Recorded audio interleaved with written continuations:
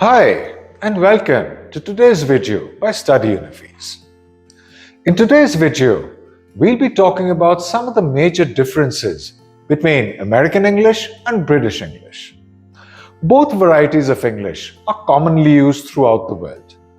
However, consistency is very important, which means if you use American English, use only American English. If you use British English, use only British English. Do not mix up the two. The first difference is perhaps the most obvious and most well-known difference: variations in spelling. A typical example would be how the word color or the word center is spelt in both British and American English. In American English, most words that end with the letters O-U-R in British English are spelt with an O-R at the end. Another difference is the difference in vocabulary. Look at the example. A truck in America is a lorry in the UK.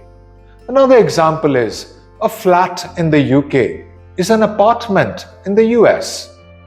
Learn the differences between different words and how they're lexically used in both countries. You will find plenty of lists available online where there are differences in words used in British English and American English. The third difference is differences in pronunciation. In America, many words are pronounced differently from the same words in British English.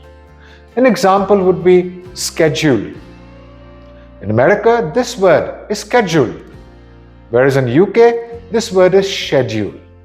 Yet another difference is in the form of verbs. Remember, verbs are action words that name an action. One example would be how gotten is the verb 3, the past participle verb for got in the UK. However, in America, got is both a past simple and a past participle. When you're writing dates, if you use British English, write your dates in month, day, year. However, in America, day, month and year is much more common. Finally, the use of prepositions is substantially different between these two types of English. For example, in America we say on the weekend, whereas in British English we say at the weekend. Another example would be in America modeled after, but in Britain modeled on or upon. Thanks for watching this video. For more insightful videos like this, like, share and subscribe. To develop your English further or prepare for IELTS, PTE and TOEFL, or to get your study abroad plans on track, register at studyunifies.io.